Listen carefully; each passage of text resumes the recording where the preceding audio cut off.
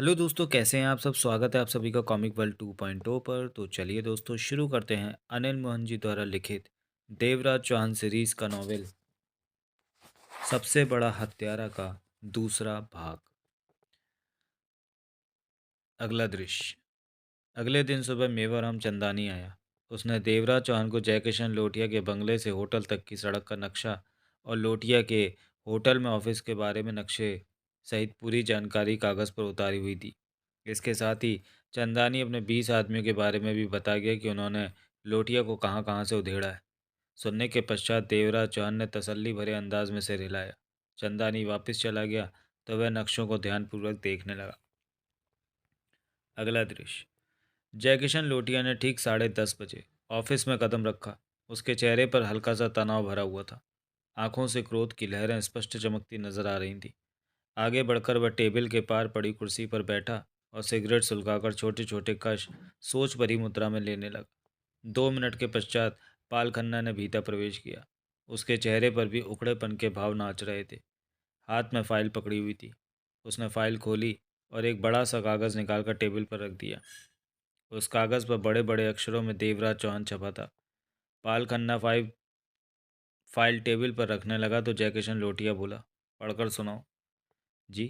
पाल खन्ना ने फौरन फाइल अपने हाथों में संभाली और पढ़ने लगा। 7 नंबर अड्डे पर रखी कोकीन और स्मैक पर पहला हमला रात के 11 बजे हुआ। वहाँ मौजूद हमारे 3 आदमी मार दिए गए और माल लूट लिया गया। लूटे गए माल की कीमत 60 लाख से 80 तक बैठती है। लूटने वाले 10 आदमी थे। जाते समय उन्होंने देवराज चांद के नाम के पर्चे फेंके। पाल खन्ना ने टेबल पर रखे पर्चे की तरफ इशारा किया। पर्चा टेबल पर रखा है। स्थिर बैठा जयकिशन लोटिया कश लेता रहा और आधे से ज़्यादा माल उन लोगों ने वहीं पर आग लगाकर जला दिया और उस आग में हमारे एक आदमी की आधी लाश भी जल गई। आगे 1 घंटे के बाद ठीक 12 बजे हमारी रेलवे क्रॉसिंग वाली जगह पर भी 10 आदमियों ने हमला बोला। वहाँ पर मौजूद 6 के 6 आदमी गोली से उड़ा दिए गए। उनका एक आदमी हमारे आदमी की गोली से घायल हुआ। पाल खन्ना ने फाइल पर लेकर फिर पढ़ना शुरू किया। वहाँ पर हमारे हथियार और गोलियाँ काफ़ी ज़्यादा संख्या में मौजूद थी। उन लोगों ने अपने मतलब के हथियार उठा लिए। अन्यों को आग की भेंट चढ़ा दिया। इस काम में उन्हें सिर्फ 30 मिनट लगे। वो लोग कार पर सवार थे। जबकि 11 बजे 7 नंबर अड्डे पर जो लूट हुई वहाँ पर आने वाले मैटाडोर वैन पर थे। यहाँ पर भी देवराज चांद के नाम के छपे पर्चे मिले। पाल खन्ना के खामोश होते ही जयकिशन लोटिया ने हौले से सिर हिलाया। तीसरी बार 1 बजे मैटाडोर पर सवार आदमी शंकर रोड पर स्थित हमारे रेस्टोरेंट पर पहुंचे, जो कि घंटा भर पहले ही बंद हुआ था। वैन से उतरते ही उन लोगों ने रेस्टोरेंट पर हैंड बम फेंकने आरंभ कर दिए। 10 मिनट में ही पूरा रेस्टोरेंट तबाह कर दिया गया। बंद रेस्टोरेंट में 4 वेटर सो रहे थे जो कि मलबे के नीचे दबकर मर गए। मलबे पर देवराज चौहान के नाम के पर्चे छपे मिले हैं। जयकिशन लोटिया विचारपूर्ण मुद्रा में सिगरेट के कश लिए जा रहा था। चौथी बार कार पर सवार आदमी 2 बजे पार्क वे स्थित हमारे क्लब पर पहुंचे। क्लब बंद करने का वक्त हो रहा था कि उन लोगों ने गोलियां चलाना शुरू कर दिया। इस अंधाधुंध फायरिंग में क्लब के 2 कर्मचारी मारे गए। जाते समय उन्होंने देवराज चौहान के नाम के पर्चे फेंके। जयकिशन लोटिया ने पहलू बदला। पांचवीं बार मैटाडोर पर सवार आदमियों ने शहर से 15 किलोमीटर दूर कुतुबगढ़ में हमारे ब्रांच ऑफिस में हमला बोला। वहाँ तोड़फोड़ की। ऑफिस की पहरेदारी में 2 वॉचमैन थे जिनकी हत्या कर दी गई। वहाँ भी देवराज चांद के नाम के पर्चे पड़े मिले। जयकिशन लोटिया ने कश लेकर सिगरेट एस्ट्रे में मसल दी। छठी बार 4 बजे कार पर आए आदमियों ने रिंग रोड पर स्थित हमारी उस जगह पर धावा बोला जहाँ चौबीसों घंटे ड्रग सप्लाई का इंतज़ाम है। क्योंकि वहाँ हमारा भी तगड़ा पहरा था इसलिए जमकर टकराव हुआ। हमारे सिर्फ 2 आदमी मारे गए। कहा जा रहा है कि हमला करने वालों में भी एक आदमी हताहत हुआ है जिसे कि वो अपने साथ ही ले गए। वहाँ पर भी देवराज चांद नाम के छपे पर्चे फेंके गए। पाल खन्ना ने फाइल से निगाह हटाकर जयकिशन लोटिया के सख्त चेहरे पर निगाह मारी। तत्पश्चात पुनः पढ़ना आरंभ किया। 7वीं और अंतिम बार कार और मैटाडोर एक साथ हमारे इसी फिश होटल के पिछवाड़े पहुंची। तब 5 बजे थे। भोर का उजाला होना शुरू हो चुका था। वो करीब 20 आदमी थे। देखने वालों का कहना है कि उन सब ने अंधाधुंध हैंड ग्रेनेडों को होटल पर फेंका। फिर देवराज चांद के नाम के पर्चे फेंक कर चले गए। उनके द्वारा फेंके गए हैंड ग्रेनेडों से होटल की बाहरी दीवार ढह गई और पिछवाड़े के लॉन में जगह जगह गड्ढे बन गए। उनके बाद इन लोगों का कोई पता नहीं चला। इतना कहकर पाल खन्ना खामोश हुआ और फाइल बंद करके उसे टेबल पर रख दिया। जयकिशन लोटिया ने हाथ बढ़ाया और टेबल पर पड़ा देवराज चौहान के नाम का छपा कागज़ उठाकर खूनी निगाहों से उसे देखने लगा। अगला दृश्य। इसका मतलब वो कुल 20 आदमी थे। उन्होंने प्लान बनाकर योजनाबद्ध तरीके से सोच समझ कर जगह जगह हमला किया। जयकिशन लोटिया ने एक एक शब्द चबाकर पाल खन्ना को देखते हुए कहा, इन लोगों में देवराज चौहान खुद भी था। इस बारे में स्पष्ट रूप से कुछ भी नहीं कहा जा सकता। लोटिया ने नई सिगरेट सुलगा ली। देवराज चौहान जो भी है वास्तव में हिम्मती इंसान है। इसने मेरे साथ जंग का ऐलान ही नहीं किया बल्कि मुझे अच्छा खासा नुकसान भी पहुंचाया। कोई और होता तो शायद अपना नाम छिपा कर रखता, लेकिन सवाल ये पैदा होता है कि इस देवराज चौहान ने ऐसा क्यों किया। सर, मैन साहब के आदमी देवराज चौहान की तलाश में। मैंने तुम्हें भी तो कहा था कि देवराज चौहान पर निगाह रखो। जी हाँ, लेकिन मेरे आदमियों को अभी तक देवराज चौहान नज़र नहीं आया। हम्म, तो तुम क्या कह रहे थे? मैं कह रहा था देवराज चौहान की महन साहब के साथ ठन चुकी है। वो जानता होगा कि महन साहब के आदमी उसे तलाश कर रहे हैं। इससे पहले कि महन साहब उसके साथ कुछ ऐसा वैसा करें, उसने ही आदमी इकट्ठा करके ये सब कर दिया। आदमी इकट्ठा करके? जयकिशन लोटिया ने आंखें सिकुड़कर पाल खन्ना को देखा। शहर में ऐसे आदमी कहाँ से आ गए जो मेरे खिलाफ कर गुजरने का साहस रखते हो? पाल खन्ना कुछ न कह सका। ये शुरुआत है। देवराज चौहान के ये आदमी यदा कदा में झटके देते रहेंगे। चौहान के निर्देशन में ये लोग हमें नुकसान पहुंचाते रहेंगे। एक ही रात में हमें उसने काफ़ी बड़ा झटका दिया। बहरहाल ऐसे नुकसान मेरे लिए अहमियत नहीं रखते। धंधे में ये सब तो चलता ही रहता है। लेकिन अब फिर ऐसा हो, ये मुझे पसंद नहीं आएगा खन्ना। Yes sir. अपने सारे आदमियों को शहर में फैला दो। देवराज चौहान है उसके आदमी जो भी नजर आए भून दो। इन लोगों का ज़्यादा देर जिंदा रहना हमारे लिए ठीक नहीं होगा। अंडमान के लोग क्या सोचेंगे, हम इन मामूली से लोगों पर काबू नहीं पा सके। मैं अभी सारा प्रबंध करवाता हूँ। अपनी हर जगह हर अड्डे पर हथियारों सहित आदमी बढ़ा दो। उन्हें कह दो कि अगर देवराज चौहान के आदमी हल्ला बोलते हैं तो बचकर नहीं जाने चाहिए। जी ऐसे ही होगा। लोटिया ने घंटी बजाई तो गनमैन ने भीतर प्रवेश किया। हमारे बेटे को भेजो। Yes sir. गनमैन बाहर निकल गया। जयकिशन लोटिया ने पाल खन्ना को देखा। कई सालों के बाद किसी ने हमारे खिलाफ सिर उठाया है। आप ठीक कह रहे हैं सर। वैसे देवराज चौहान खतरनाक इंसान है। मैं जाती तौर पर इसमें दिलचस्पी लेता रहा हूँ। इसके कारनामे सुनता रहा हूँ। इसने कई ऐसे काम कर डाले हैं जिनके बारे में हम सोच भी नहीं सकते। अंडरवर्ल्ड के ज़्यादातर लोग इसकी हिम्मत का लोहा मानते हैं। सबसे हैरानी की बात तो यह है कि इसका कोई गैंग नहीं, ग्रुप नहीं, अकेले ही काम करता है और ज़रूरत पड़ने पर साथियों को मुहैया कर लेता है। इतना हिम्मती है तभी तो उसने मेरे खिलाफ जंग का ऐलान किया, वरना किसी में इतनी हिम्मत ही कहाँ है कि जो हमारे खिलाफ आवाज़ भी उठा सके। जयकिशन लोटिया के होठों पर अजीब सी मुस्कान छा गई। ऐसे लोग मुझे अक्सर पसंद आते हैं। वह जो दोस्त होते हैं, दुश्मन नहीं। समझेगा ना? समझ गया सर। पाल खन्ना ने गंभीरता से सिर हिलाया। मेरी पूरी कोशिश रहेगी कि देवराज चंद जल्द से जल्द खत्म हो जाए। अंडरवर्ल्ड में हमारी इज्जत का सवाल है। अब सबकी निगाहें हम पर टिकी होंगी कि हम देवराज चौहान का क्या इंतज़ाम करते हैं। अगर मामला निपटने में देर लग गई तो इससे हमारी इज्जत में फ़र्क भी आ सकता है। जयकिशन लोटिया का सर सख्त हो गया था। मैं समझता हूँ सर। और तभी मैन लोटिया ने भीतर प्रवेश किया तो पाल खन्ना कहते कहते ठिठक गया। मैन लोटिया का चेहरा चट्टान की मानिंद सख्त हुआ पड़ा था। आंखों में छाया क्रोध स्पष्ट दिखाई दे रहा था। होंठ भिजे पड़े थे। वो क्रोध की मूर्ति बना पड़ा था। जयकिशन लोटिया के चेहरे पर व्यंग्यात्मक भाव उभर आए। अगला दृश्य। देवराज चौहान को तुम अपना मामला कह रहे थे। क्या किया है तुमने देवराज चौहान के मामले में? अब तक तो उसका टंटा समाप्त कर दिया होगा। मैन लोटिया कुछ ना बोला और दाएं बाएं देखने लगा। ये फाइल पढ़ो। जयकिशन लोटिया ने कड़वे लहजे में कहते हुए टेबल पर पड़ी फाइल की तरफ इशारा किया। रात भर में देवराज चौहान ने क्या क्या गुल खिलाए। मैन लोटिया ने फाइल पर निगाह मारी, फिर भारी सर में कहा, मैं सब कुछ जानता हूँ।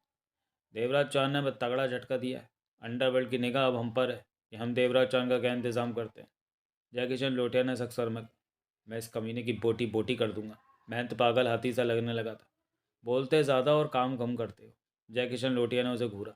अगर कुछ करने वाले होते तो देवराज चौहान को पहले ही खत्म कर दिया होता। ये वक्त देखने को नहीं मिलता। अब ये मेरे हाथों से नहीं बचने वाला। मैं तुमने देवराज चौहान के खिलाफ ऐसी क्या बात की थी कि वह एकदम इस ढंग से हमारे खिलाफ उठ खड़ा हुआ? जयकिशन लोटिया ने उसकी बात काट कर पूछा। मैंने उसकी टांगें चीरने को कहा था। मेरी इसी बात से वह हत्थे से उखड़ गया। जयकिशन लोटिया ने प्रश्न भरी निगाहों से पाल खन्ना को देखा। हो सकता है ऐसा ही हुआ। लोटिया की निगाहों का मतलब समझकर पाल खन्ना बोला, देवराज चौहान के बारे में सुना है कि वह खामखा धमकियां बर्दाश्त नहीं करता। जयकिशन लोटिया ने महंत को देखा। जाओ, जितनी जल्दी हो सके देवराज चौहान को ख़त्म कर दो। वो हमारा जितना नुकसान कर चुका है वही काफ़ी है। अगर मामला फैलता चला गया तो हमारे और भी कई दुश्मन हमारे खिलाफ उठ खड़े होंगे, जो कि हमारे हक में अच्छा नहीं होगा। मैंने तो लोटिया पागल हाथी की तरह पलटा और दरवाज़ा खोलकर बाहर निकलता चला गया। लोटिया ने पाल खन्ना को देखा। ये जो करता है इसे करने दो। देवराज चांद के बारे में तुम्हें जो कहा है उन सारे इंतज़ामों को पूरा करो। मैं इस मसले को जल्दी निपटा हुआ देखता हूँ। जाओ। पाल खन्ना ने सिर हिलाया और पलट कर बाहर निकल गया। अगला दृश्य। दूसरे दिन देवराज चौहान के बुलावे पर मेवाराम चंदानी बगले पर आया। मुझे 5 ऐसे आदमी चाहिए जो बहादुर हों, जिनके मरने का तुम्हें अफसोस ना हो। क्या करना चाहते हो? मेवाराम चंदानी की निगाह देवराज चौहान पर जा टिकी। जयकिशन लोटिया के अपहरण की कोशिश। कैसे? किसी दिन सुबह के वक्त जब वह बंगले से होटल जा रहा होगा। असंभव काम है, चंदानी बोला। एक तो कामयाब नहीं हो सकोगे, दूसरे सुबह 10 बजे होटल जाने के लिए वह जिन सड़कों से निकलता है वह वाहनों की भीड़ से भरी होती है। पुलिस वगैरह का हर तरफ वैसे भी मुकम्मल इंतज़ाम होता है। ये सब बातें मुझे मालूम है। देवराज चौहान के होठों पर अजीब सी मुस्कान बिखर गई। लेकिन ये बात तुम नहीं जानते कि लोटिया के अपहरण की योजना मैंने मधुबन चौक पर बनाई है। चंदानी की आंखें फट गईं। सुबह के वक्त मधुबन जैसे भीड़ भाड़ वाले इलाके पर तुम लोटिया का अपहरण? हाँ। देवराज चौहान मुस्कुराया। तुम कामयाब नहीं हो सकोगे। मेवाराम चंदानी हाँफने लगा। तुम किसी भी हालत में कामयाब नहीं हो सकते। वहाँ इतनी भीड़ होती है कि तुम्हें भाग निकलने का भी रास्ता नहीं मिलेगा। ट्रैफिक ज़्यादा होने के कारण वहाँ पर वैसे भी पुलिस का ज़्यादा इंतज़ाम होता है। होने दो। देवराज चांद हौले से हंसा। तुम किसी दूसरी जगह 5 आदमियों का इंतज़ाम करो, मैं उनसे वहीं मिलूंगा। और जो मैं कर रहा हूँ मुझे करने दो। तुम्हें जय किशन लोटिया चाहिए, वो मिल जाएगा। जल्दी या देर में इस बारे में मैं कुछ नहीं कह सकता। मेवाराम चंदानी के होंठों से कई पलों तक कोई बोलना फूटा।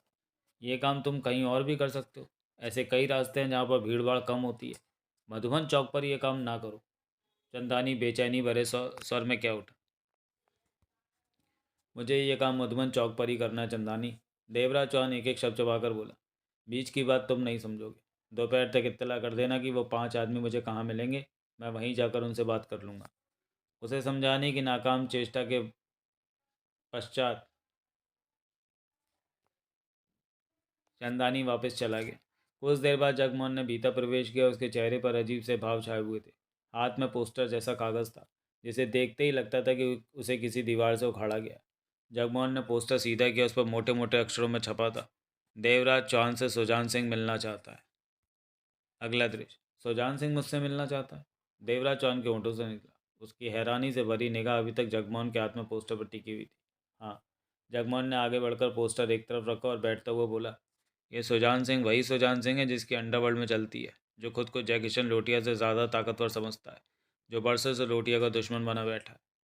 लोटिया को समाप्त करके ये अंडरवर्ल्ड में अपना झंडा फहरा देना चाहता है, परंतु लोटिया को समाप्त करने में से सफलता नहीं मिल रही। इधर लोटिया सुजान सिंह के रास्ते में कांटे बिखराता रहा है, ताकि सुजान सिंह तरक्की की सीढ़ियाँ चढ़ता हुआ उस तक ना पहुँचे। लोटिया भी बहुत चेष्टा कर चुका है सुजान सिंह को समाप्त करने की, परंतु उसे भी कभी भी कामयाबी हासिल नहीं हुई। देवराज चौहान के होंठों से गहरी सांस निकल गई। उसने सिगरेट सुलगाकर तगड़ा कस लिया और आंखें बंद कर ली। जगमोहन की आवाज़ सुनकर उसने आंखें खोली। जानते हो सुजान सिंह तुमसे क्यों मिलना चाहता है? जानता हूँ। देवराज चौहान हौले से हंस पड़ा। वो दुश्मन का दुश्मन दोस्त वाली बात पर चल रहा है। सुजान सिंह मेरी तरफ दोस्ती का हाथ बढ़ाना चाहता है, क्योंकि मैंने लोटिया को तगड़ा नुकसान पहुँचाया। इसमें सुजान सिंह का अपना मतलब हल होना है। अगर मेरे ऐसे वार चलते रहे तो लोटिया की हुकूमत में दरारें पड़नी आरंभ हो जाएंगी, जो कि सुजान सिंह के लिए काफ़ी फ़ायदेमंद होगी। मिलोगे सुजान सिंह से? अवश्य। देवराज चांद ने ऊपर नीचे सिर हिलाया। सुजान सिंह चाहता है जय किशन लोटिया के पांव उखाड़कर अंडरवर्ल्ड में नीचा दिखाकर अपने ताकतवर होने का प्रदर्शन करे, और मैं लोटिया का अपहरण करना चाहता हूँ। हम दोनों के रास्ते अलग अलग हैं और मंजिल एक है। लोटिया, उसके पास ताकत है और मुझे ताकत की ज़रूरत है। सिर्फ 20 आदमी लोटिया के सामने कब तक टिके रहेंगे? बात करने पर सुजान सिंह मुझे अपनी ताकत का कुछ हिस्सा अवश्य देगा। मानता हूँ। वो तुमसे मिलना ही इसलिए चाहता है कि लोटिया की तरफ उठने वाले कदमों में उसका भी हिस्सा हो, ताकि कल को अंडरवर्ल्ड में कह सके कि लोटिया की लुटिया उसकी दम पर डूबी है। हमें इस बात से कोई मतलब नहीं है कि बाद में वह क्या कहता है, देवराज चौहान ने कहा। उनकी लड़ाई में हमें अपना काम निकालना चाहिए। सुजान सिंह की ताकत को लोटिया के खिलाफ इस्तेमाल करके लोटिया को हद से ज़्यादा उलझा देना, ताकि पूरी तरह वह अपना ध्यान मुझ पर न लगा सके और मैं आज़ादी के साथ उसके अपहरण की योजना का ताना बाना बुनता रहूँ। आज मिलोगे सुजान सिंह से? नहीं, अभी नहीं। पहले मैं एक छोटे से काम को अंजाम देना चाहता हूँ। कैसा काम? कल मैं मधुबन चौक पर जयकिशन लोटिया का अपहरण करूँगा। कल? मधुबन चौक पर सुबह? जगमोहन एकाएक सीधा हो गया। हाँ, ठीक 10:15 के आसपास लोटिया की कार मधुबन चौक पर पहुँचती है। यही वक्त मेरे काम करने का होगा। देवराज चौहान ने शांत मुद्रा में सिर हिलाया। क्यों, मरने के रास्ते पर तलाश कर रहे हो? जगमोहन परेशान से बोला। देखते जाओ क्या होता है, देवराज चौहान कटुता भरे स्वर में बोला।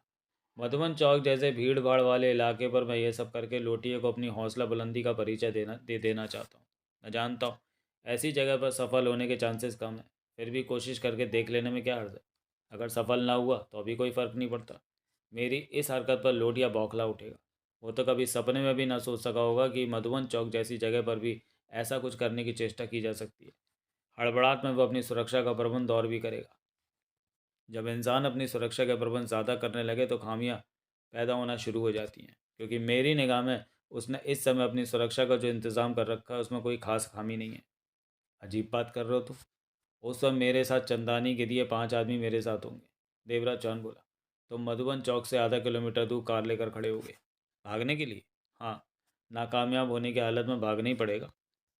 कामयाब हुआ तो लोटिया को उसी की कार पर उड़ा ले जाऊंगा। देवराज चौहान ने कहने के पश्चात सिगरेट का गहरा कश लिया। जो भी सुनेगा तुम्हें पागल कहेगा, कहने दो। देवराज चौहान ने लापरवाही भरे अंदाज में सिर झटक दिया।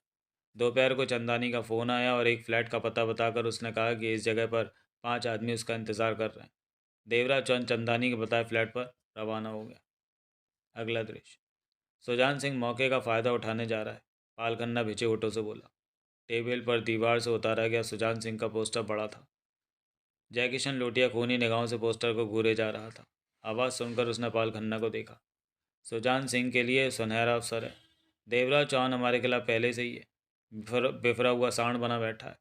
ऐसे वक्त में उसे सुजान सिंह की शय मिल गई तो भारी गड़बड़ हो जाएगी। जैसे ही जय किशन लोटिया ने स्थिर लहजे में कहा, इन दोनों की मुलाकात नहीं होनी चाहिए। लेकिन इनकी मुलाकात होने से हम रोक भी कैसे सकते हैं? ठीक कह रहे हो तुम। इनकी मुलाकात रोकने का हमारे पास कोई रास्ता नहीं। लोटिया ने पूर्ववत ढंग से सिर को ऊपर नीचे हिलाया। खन्ना, अपने आदमियों से कह दो कि शहर भर की दीवारों पर जहाँ जहाँ भी पोस्टर लगा उसे उतार कर जला दें। और सुजान सिंह का जो भी आदमी पोस्टरों सहित या पोस्टरों को दीवारों पर चिपकाता नजर आए उसे फ़ौरन भून दिया जाए। Yes sir. और सुजान सिंह के आदमियों में मौजूद अपने आदमियों से कह दो कि वो चोरी छिपे सुजान सिंह पर नज़र रखें। और जब भी वहाँ सुजान सिंह की देवराज चौहान से मुलाकात तय हो हमें खबर कर दें। जी। देवराज चौहान की तलाश में हाथ पांव तेजी से हिलाओ करना। सुजान सिंह के बीच में आ जाने से यह मामला खतरनाक हो गया है। जब तक देवराज चौहान जिंदा रहेगा यह मामला हल नहीं होने वाला। कहने के पश्चात जयकिशन लोटिया ने पाल खन्ना को देखा। मैं समझ रहा हूँ सर। देवराज चौहान ने खामखा हमारे लिए मुसीबत खड़ी कर दी है। जाओ, जो कहा उसे जल्दी से पूरा करो। पाल खन्ना बाहर निकल गया। अगला दृश्य। देवराज चौहान ने पांचों को गहरी निगाहों से देखा। पांचों ठीक ठाक सेहत के, एक दूसरे से ज़्यादा खतरनाक नजर आ रहे थे। जेबों में रिवॉल्वर होने का आभास हो रहा था। मुझे जानते हो? देवराज चौहान उनके सामने बैठते हुए बोला। हाँ, तुम देवराज चौहान हो। ठीक कहा तुमने, चंदानी ने बताया। मैं तुम लोगों से क्या काम लेना चाहता हूँ? नहीं, इस बारे में चंदानी साहब ने हमें कुछ नहीं बताया। दूसरा बोला। तुम ही बता दो मामला क्या है। तीसरे ने देवराज चौहान को भरपूर निगाहों से देखा। देवराज चौहान उन सबको देखते हुए खुलकर मुस्कुराया। दोस्तों, काम बहुत खतरनाक है। मुझे नहीं लगता कि आप लोग कर पाएंगे। हम लोग खतरनाक काम ही करते हैं। तुम बोलो, चौथा बोला। इस काम में जान जाने का पूरा पूरा चांस है। ये तो कोई नई बात ना हुई। पांचवा मुस्कुराया। हम लोगों के धंधे में जान जाना मामूली बात समझा जाता है। तुम काम के बारे में बेझिझक कह सकते हो। अच्छी बात है। देवराज चौहान ने जानबूझकर लंबी सांस खींची। जयकिशन लोटिया के बारे में तो तुम लोग जानते ही होगे। कल मैं उसका अपहरण करने में तुम्हारा इस्तेमाल करना चाहता हूँ। वो पांचों चौंके। चेहरों पर अजीब से भाव आ गए। लोटिया का अपहरण? हाँ। मेरी योजना ऐसी है कि उसमें सफलता के अधिक चांस और जान जाने के कम। जबकि देवराज चौहान जानता था कि जान जाने के पूरे पूरे चांस हैं। तुम लोगों का चंदानी के साथ क्या हिसाब चलता है मुझे नहीं मालूम, लेकिन इतना वायदा करता हूँ कि कामयाबी के पश्चात तुम सबको चंदानी से 30-30 हज़ार रुपये मिलेगा। और अगर हम में से कोई मर गया तो उसके 30 हज़ार का क्या होगा? तीसरा बोला। मरने वाले के हिस्से का पैसा बचने वालों में बढ़ जाएगा। पांचों ने फौरन सहमति से सिर हिला दिया। इस काम में एक दो तो मरेंगे ही, यानी कि बचने वालों के हिस्से में अच्छी रकम आ जाएगी। चौथे ने अपने साथियों को देखकर कहा। सौदा बुरा नहीं। फिर देवराज चौहान उन सबको अपनी योजना समझाने लगा। अगला दृश्य। दिन भर में जयकिशन लोटिया और सुजान सिंह के आदमियों में पोस्टरों को लेकर कई जगह झड़पें हुई, गोलियां चली। दोनों तरफ के आदमी मरे, परंतु दोनों पार्टियों में से कोई भी पीछे ना हटा। सुजान सिंह के आदमी पोस्टर लगाते रहे, लोटिया के आदमी उन पोस्टरों को उतारते रहे। सारा दिन दोनों पार्टियों में टकराव होता रहा। अगला दृश्य। हेलो, रात को 10 बजे घंटी बजने पर देवराज चौहान ने रिसीवर उठाया तो दूसरी तरफ मेवाराम चंदानी था। उसके लहजे में बेचैनी भरी पड़ी थी। कल वास्तव में लोटिया का अपहरण करने जा रहे हो? हाँ, कोशिश तो करूँगा, देवराज चौहान ने शांत स्वर में कहा। ईश्वर तुम्हें सफल करे। अगर कामयाब हो गए तो उसे कहाँ लाओगे? यहीं इसी बंगले पर। ठीक है। चंदानी ने गहरी सांस ली। वैसे मेरे आदमी सुबह मधुबन चौक के आसपास ही होंगे, ये देखने के लिए कि तुम सफल हुए हो या नहीं। जो जी आए करो। तुम अपने आप को बचा कर रखना। 40 लाख डूबने का खतरा नजर आ रहा है? देवराज चौहान के सर में व्यंग भरा आया। नहीं नहीं, चंदानी हड़बड़ाया। 40 लाख की अब मुझे परवाह नहीं है। मैं लोटिया का सफल अपहरण देखना चाहता हूँ। इस बार नहीं तो अगली बार सही। लेकिन अगर तुम्हें कुछ हो गया तो अगली बार कभी भी नहीं आएगी। समझदार हो। उन पांचों आदमियों को बढ़िया हथियार दे देना, जैसा वो चाहें। इस तरफ से तुम निश्चिंत रहो। देवराज चौहान ने रिसीवर रखा और पलट कर जगमोहन को देखने लगा। मैंने तुम्हें एक काम सौंपा था। क्या? 80 लाख जैसी मोटी रकम निकालकर चंदानी लोटिया का अपहरण कराकर क्या करना चाहता है? चंदानी लोटिया के अपहरण के लिए बहुत बेचैन हो रहा है। कोई खास बात होनी चाहिए। इस बात को मालूम करने की कोशिश मैंने शुरू कर रखी है, जगमोहन ने सिर हिलाकर कहा। चंदानी के किसी खास आदमी को पटाने की कोशिश में हूँ। देवराज चौहान सोच भरे अंदाज में सिर हिलाकर रह गया। अगला दृश्य। दिन के 10:15 का समय हो रहा था। सूर्य धीरे धीरे आसमान की ओर बढ़ता जा रहा था। जय किशन लोटिया अपनी विदेशी कार में पिछली सीट पर बैठा था। उसके बगल में पाल खन्ना मौजूद था और अगली सीट पर ड्राइवर के अलावा 2 गनमैन थे। रोज़मर्रा की भांति सामान्य गति से कार आगे बढ़ी जा रही थी। देवराज चौहान को कुछ पता चला? एकाएक लोटिया बोला, जबकि उसने खुद ही पाल खन्ना से कह रखा था कि जो भी बात करनी हो ऑफिस में किया करो, कार में नहीं। No sir. एकाएक पाल खन्ना सतर्क हो गया। हमारे आदमी पूरी कोशिश कर रहे हैं। मेरे ख्याल में देवराज चौहान ने खुद को किसी सुरक्षित जगह छिपा रखा है। और उसकी सुजान सिंह के साथ मुलाकात हुई? नहीं सर। सुजान सिंह के आदमियों में मौजूद हमारे आदमियों ने ऐसी कोई खबर नहीं दी, जबकि उन्हें खास तौर से कहा गया था कि इस बारे में फ़ौरन खबर दें। जयकिशन लोटिया गहरी सोच में डूब गया। तभी मधुबन चौका पहुंचा। लाल बत्ती पर ड्राइवर ने कार रोक दी। उसी समय तेज़ धमाके के साथ गोली कार के शीशे से टकराई और चटक गई। कार में मौजूद सब चौंक पड़े। यह देवराज चौहान की हरकत होनी चाहिए। लोटिया के होंठ भिज गए। एक गोली और कार के शीशे से आ लगी। बहरा। पाल खन्ना शीशे में से बाहर देखता हुआ जोर से चिल्लाया। फुटपाथ के कोने पर लेटर बॉक्स के पीछे छिपा व्यक्ति फायर कर रहा है। खून तो साले को। लोटिया खूनी भेड़िए की तरह गुर्रा पड़ा। आगे बैठे दोनों अचूक गनमैनों ने शीशे को आधा फीट नीचे सरकाया और गन का मुंह बाहर निकालकर निशाना बांधने की चेष्टा करने लगा। तभी एक और फायर हुआ। गोली कार की बॉडी में जा धंसी। पाल खन्ना अपनी निगाहें तीव्रता के साथ दौड़ा रहा था। यह फायर लेटर बॉक्स के पीछे से नहीं हुआ। लोटिया की आंखें सिकुड़ गई। Yes sir. यह फायर लेटर बॉक्स से 15 फीट दूर सीमेंट के मोटे थंब के पास से हुआ है। तुम दोनों उस तरफ नज़र रखो, मौका लगते ही उड़ा दो उन्हें। आखिरी शब्द पाल खन्ना ने गनमैनों से कहे। इसका मतलब गोलियां बरसाने वाले दो हैं। लोटिया के शब्द पूरे ही हुए थे कि दूसरी तरफ से एकाएक जैसे गोलियों की बाढ़ आई और कार के शीशे तथा बॉडी से गोलियां जा टकराई। एक साथ ही सबकी निगाह दूसरी तरफ घूमती चली गई। गोलियां दाएं बाएं दोनों तरफ से चलाई जा रही हैं। पाल खन्ना ने होंठ भींच कर कहा। तभी गनमैन ने गोली चलाई जो कि लेटर बॉक्स से टकराई। फायर की आवाज़ कार में बम के गोले के समान गूंजती चली गई। गोली लेटर बॉक्स से टकराकर छिटक गई। दोनों तरफ से गोलियां चलने की गति तेज़ हो गई थी। ड्राइवर अपनी सीट छोड़कर बीच में आ गया था। दोनों गनमैन दाएं बाएं खिड़कियों पर डट गए थे। उनकी निगाहें अपने शिकारों को खोज रही थीं। थोड़ी सी खुली खिड़की से गनमैनों की गनों का मुंह बाहर की तरफ निकला हुआ था। कोई जल्दी नहीं है। लोटिया कठोर स्वर में बोला। आराम से इन लोगों का मुकाबला करो। ये लोग हमारा कुछ भी नहीं बिगाड़ सकेंगे। कहने के बजाय लोटिया ने सिगरेट सुलगा ली। गनमैनों ने भी अब गोलियां चलानी शुरू कर दी थी। अगला दृश्य। हर कोई स्तब्ध था। सुबह के समय मधुबन जैसे भीड़ भाड़ वाले इलाके में इस तरह गोलियां चलना छोटी बात न थी। गोली की आवाज़ सुनकर वहां मौजूदा कई पुलिसमैन उस दिशा में दौड़े, परंतु गोलियां चलने की गति तेज़ होने के कारण और कई तरफ से आवाज़ें आने के कारण उन्हें ठिठकना पड़ा। जल्दी उन्हें इस बात का पता चल गया कि जयकिशन लोटिया की कार पर दो तरफ से गोलियां बरसाई जा रही हैं और जवाब में लोटिया की कार में से भी फायर किए जा रहे थे। वो समझ गए कि इस वक्त बीच में आना ठीक नहीं होगा। यह अंडरवर्ल्ड का मामला है। अगर वो बीच में आए तो गोलियां उनके जिस्म में भी धंस जाएंगी। वैसे भी वह सामने जाकर करते क्या? एक आध को छोड़कर अन्य पुलिस वालों के पास हथियार के नाम पर मात्र लकड़ी के डंडे थे। दूर रहकर ही वह गोलियां चलती देखने लगे। इन इस हादसे की सूचना हेडक्वार्टर भेज दी गई। जयकिशन लोटिया की कार के आसपास अन्य कार वाले ट्रक, स्कूटर, बस व अन्य लोग कुछ ही पलों में अपने वाहन को छोड़कर वहां से दूर होते चले गए थे। बेहद अजीब सा माहौल वहां बन चुका था। भीड़ भाड़ वाले चौक पर वाहन ही वाहन खड़े थे। गोलियां चल रही थी। आसपास कोई भी इंसान नहीं था। दूर भीड़ ही भीड़ नजर आ रही थी। अगला दृश्य।